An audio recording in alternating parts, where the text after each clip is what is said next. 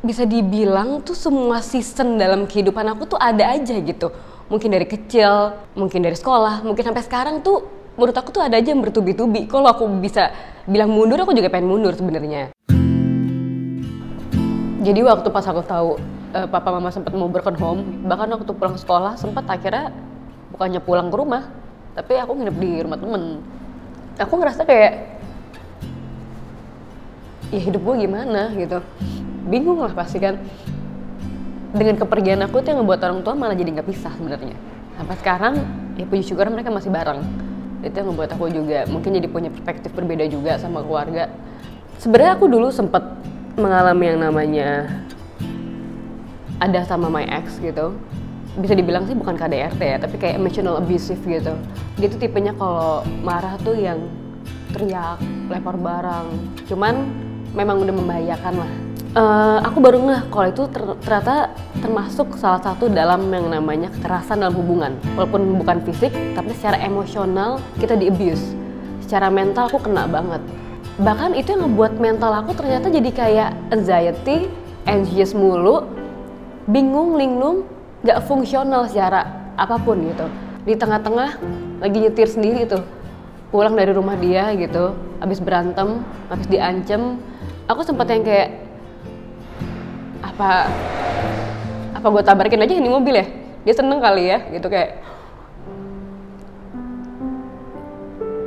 ya karena nggak berhenti gitu kayak nangis lagi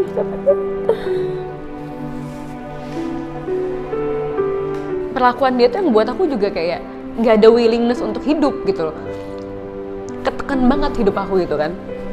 Dulu tuh kita belum nggak yang namanya mental illness tuh apa, mental health issue tuh apa gitu. Dulu tuh belum banyak dibahas tentang hal kayak gitu.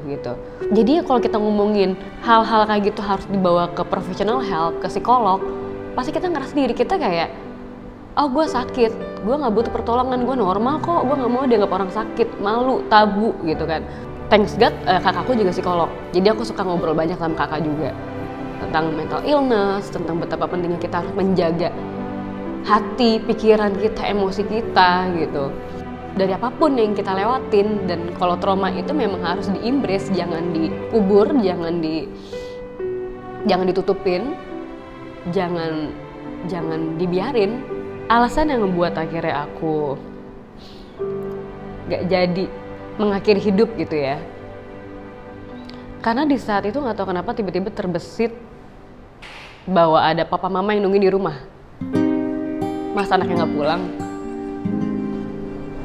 Karena aku ngerasa aku bersyukur banget dikelilingin sama orang-orang yang benar-benar cinta sama aku, mau dari orang tua, dari temen-temen gitu.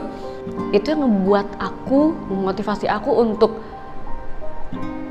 ada omongan ke diri sendiri bahwa ini bukan aku. Masa aku ngelakuin kayak gini? Dorongan dari sekitar itu penting banget. Tapi kalau kita dikelilingin sama orang-orang yang tepat, benar-benar support dan cinta kita, itu pasti menjadi salah satu motivasi di saat pemikiran rusak itu muncul gitu. Jujur, aku lebih bersyukur aja sih. Kalau nggak ada masalah-masalah itu, mungkin aku jadi nggak belajar.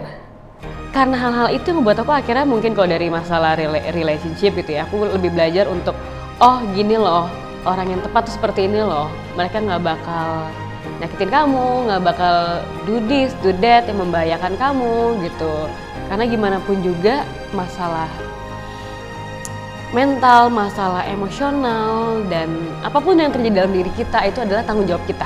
Mau masalah dari luar sekeras apapun, tapi kita yang diberikan tanggung jawab sama Tuhan gitu, ya untuk menjaga hidup kita sendiri dengan tidak mengakhiri hidup kita segampang itu. Ya karena gimana pun juga semua masalah akan ada titik terangnya. Aku nggak tahu apa yang terjadi sama kalian. Masalah apa yang terjadi sama kalian saat ini? Satu hal yang bisa aku bilang adalah jangan menyerah.